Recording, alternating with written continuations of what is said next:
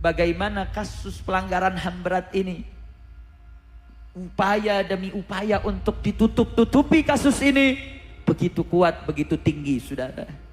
Sejak kasus ini terjadi sampai hari ini, bagaimana keluarga dibujuk untuk tutup mulut. Para pimpinan Front Pembela Islam yang sekarang organisasinya sudah dibubarkan dengan SKB, bagaimana para pimpinan dibujuk untuk tutup mulut dalam kasus KM50. Tapi Allah Subhanahu wa ta'ala punya caranya, saudara. Allah bukakan mulut para pelakunya. Mereka ngaku telah mengeksekusi.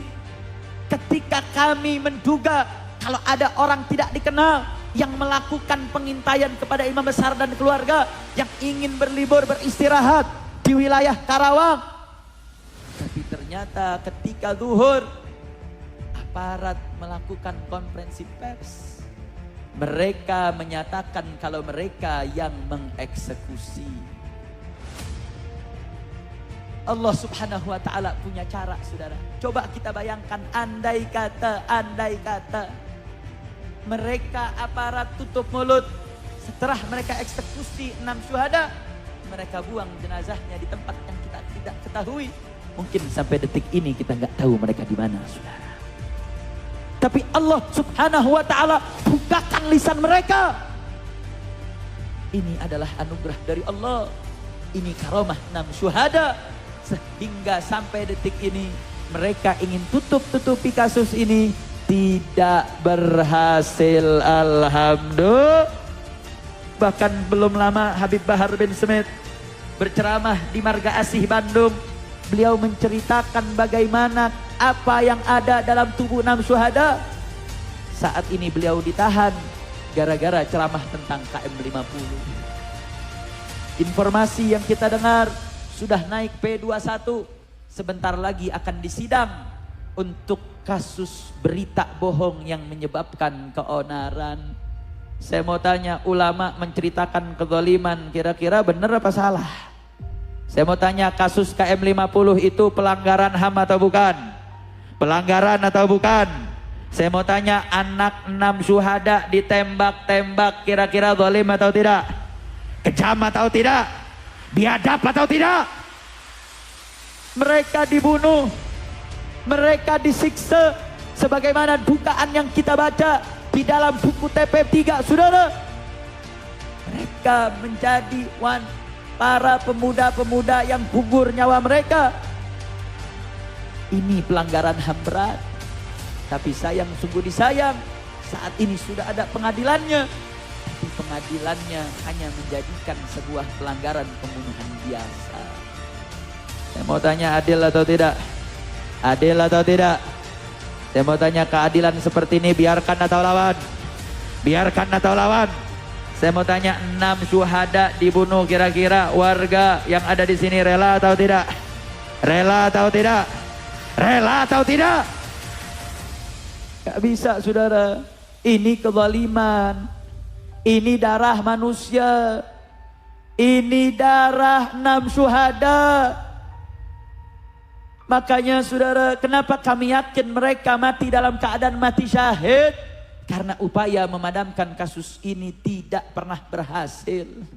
Bahkan yang gak kalah menariknya, saudara, sebab kedua kenapa kami meyakini mereka mati dalam keadaan syahid, 6 syuhada ketika dibawa ke Petamburan, saat itu mereka ingin dimandikan, saudara. Ada satu orang yang memandikan jenazah ini, dia punya sanad memandikan jenazah. Sanad memandikan jenazah ini yang biasa digunakan, dilakukan di negeri Tarim, Hadramut, Yaman, saudara. Sehingga proses memandikannya tidak ada sunnah dalam memandikan maupun mengkafani, kecuali sunnah tersebut dilaksanakan. Sehingga pengurusan satu jenazah bisa memakan waktu 2 sampai 3 jam lamanya. Ketika 6 syuhada datang ke Petamburan, sang pemuda tadi yang punya sanad mulai mengurusi jenazah dari memandikan sampai mengkafani. Berarti kalau kita pakai hitungan matematik, satu jenazah kita ambil yang 2 jam, satu jenazah 2 jam pengurusan, Kalau 6 jenazah berapa jam? Kalau 1 jenazah 2 jam, 6 jenazah berapa jam? Berapa jam? 12. Kalau jam 9 malam jenazah datang, pengurusan 6 jenazah membutuhkan waktu 12 jam. Jam 9 malam mulai, harusnya selesai jam berapa? Lu kira ngitung jam lama loh. Coba ngitung duit. 10 juta ambil 1 juta berapa juta? Tuh lo duit cepet lo ngitungnya lo. Nih sekali lagi nih, jam 9 malam butuh waktu 12 jam. Selesainya jam berapa?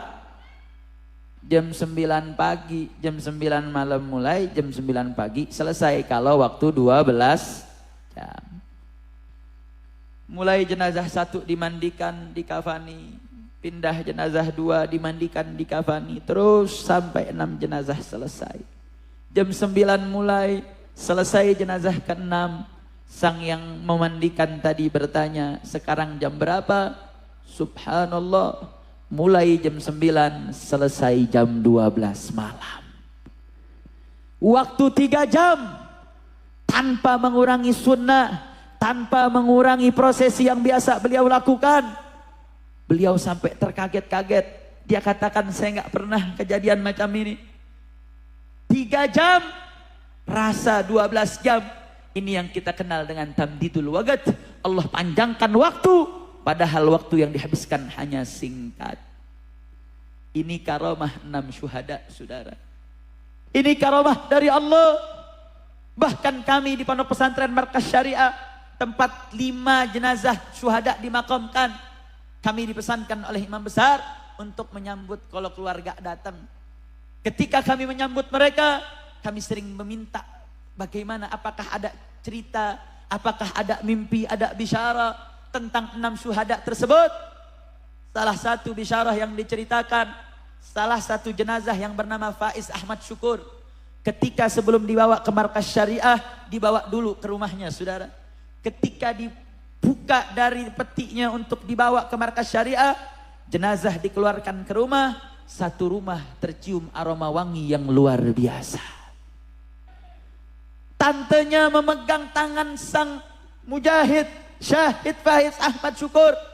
Tangannya nempel rasa wangi dari hari megang jenazah sampai 3 hari, walaupun sudah mandi cuci tangan dengan sabun, wanginya nggak hilang, saudara. Jasad mereka wangi. Bahkan saya melihat dengan mata kepala saya sendiri, darah mereka ketika dimakamkan masih mengalir, masih deras berjatuhan, membasahi kain kafan mereka. Padahal mereka sudah wafat lebih dari 3 hari, saudara. Secara matematis itu kan biologisnya. Kalau jantung sudah berhenti berdetak, maka aliran darah pun juga sudah tidak mengalir. Tapi subhanallah, mereka masih mengalir darahnya, saudara. Bahkan luar biasa, darah mereka tidak tercium aroma amis. Darah mereka wangi, tidak tercium aroma amis sedikit pun. Menunjukkan kalau mereka mati dalam keadaan syuhada. Alhamdulillah. Mereka totalitas kepada imam besar, saudara. Salah satu syahid bernama Andi Oktiawan, sudah punya calon mau menikah, sudah sebar undangan, sudah sedikit lagi ingin prosesi akad nikah. Tapi dia milih untuk menjaga imam besar kita sampai dia gugur untuk menjadi syuhada. Subhanallah, salah satu komandan mereka mimpi, saudara. Saat mimpi apa? Mereka lihat setiap syuhada punya pelaminan pernikahan masing-masing di alamnya, saudara. Mereka menikah, mereka saling berbahagia, mereka tidak merasakan kesedihan. Bahkan Syahid Qaddafi selalu bilang, Syahid Qaddafi ini sebentar lagi sidang skripsi, sudah mau selesai S1-nya, saudara. Dia selalu bilang kepada sang ibu, mama, urusan dunia buat mama, urusan akhirat buat Qaddafi. Dia bawa laptopnya ke Sentul, jaga imam besar. Dia bawa laptopnya ke Petamburan, dia tulis skripsinya, saudara. Tiap hari dia jaga imam besar, karena yang dia cita-citakan mati syahid. Sang kakak begitu sedih, menangis setiap hari. Syahid Qaddafi datang dalam mimpi sang kakak, dia katakan, wahai kakakku jangan sedih. Qaddafi sudah dapat apa yang Qaddafi cari selama hidup di dunia. Qaddafi sudah senang, Qaddafi sudah menang Bahkan sang kakak cerita, Qaddafi nggak pernah segemuk itu seperti dilihat dalam mimpinya, saudara. Mereka syuhada tidak mati dalam keadaan sia-sia. Mereka mati syahid. Mereka menggugurkan nyawa mereka karena bela zuriyah baginda Nabi besar Sayyiduna Muhammad sallallahu alaihi wasallam. Bahkan saya punya istri, saudara. Istri saya kalau sudah keluarga syuhada datang ke pondok kami, paling sibuk, paling repot. Dia siapin makamnya, dibersihkan. Dia siapkan makanannya. Dia siapkan tempat penginapannya. Dia perintahkan santri-santri untuk mempersiapkan kedatangan para keluarga syuhada. Subhanallah, malam setelah pulangnya keluarga syuhada, saya punya istri dimimpikan oleh para syuhada. Dia datang, dia ngucap terima kasih, kakak terima kasih sudah sambut saya punya keluarga. Mereka hidup, mereka nggak mati, saudara. Mereka hidup, mereka nggak mati.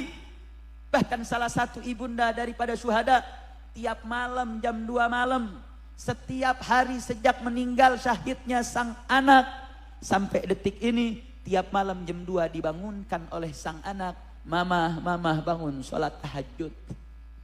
Tiap hari mereka dibangunkan, saudara. Mereka mati syahid.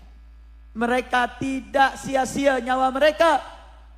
Karena yang dijaga zuriyah Nabi. Yang dijaga adalah keturunannya Rasulullah sallallahu alaihi wasallam. Yang bagaimana Nabi pernah mengatakan, Fatimah bad'atun minni. Fatimah itu bagian dari diriku. Siapa yang membahagiakannya maka dia membahagiakanku. Siapa yang menjadikan dia maka dia telah memberikan kesedihan kepadaku. Berarti saya mau tanya, mati syahid enak atau tidak? Orang yang mati syahid, apa yang kita dengar dengan 6 syuhada, kira-kira mati syahid mulia atau tidak? Mulia atau tidak? Kira-kira mau mati syahid? Siap mati syahid? Siap tumpahkan darah untuk Allah? Siap tumpahkan darah buat Rasulullah? Takbir! Takbir! Sallu ala Nabi. Makanya diriwayatkan, saudara, syuhada itu ketika mereka fi yaumil qiyamah, Allah bertanya, apa yang kau inginkan? Para syuhada menjawab, kami ingin balik lagi ke dunia, pengen mati syahid lagi ya Allah. Makanya dikatakan di dalam syarah Jawharut Tauhid oleh Imam Al-Baijuri, bagaimana syuhada mereka merasakan nikmat surga sebelum mereka masuk ke dalam surga, saudara. Al-Imam Al-Baijuri mengatakan, limadha sumiya syahidu syahida? Li'annahum yashhadunal jannah qabla yadkhuluha. Karena ketika mereka ditarik dia punya ruh dari dalam tubuhnya, mereka melihat surga, saudara. Mereka menyaksikan surga, sehingga tidak sedikit dari syuhada ketika mereka wafat, mereka dalam keadaan tersenyum. Kenapa mereka tersenyum? Karena mereka sedang melihat surga saat mereka ruhnya dicabut oleh Allah Subhanahu wa taala. Imam Al-Baijuri juga menjelaskan, limadha sumiya syahidu syahida? Karena di yaumil qiyamah mereka akan dibela oleh Allah dan para malaikat, akan menjadi saksi pembela dia untuk langsung dimasukkan surga tanpa harus dihisab. Berarti saya mau tanya, anugerah syuhada seperti itu kira-kira anugerahnya besar atau kecil? Besar atau kecil? Berarti mati syahid enak atau tidak? Mati syahid mulia atau tidak? Siap mati syahid? Siap mati syahid? Takbir! Takbir!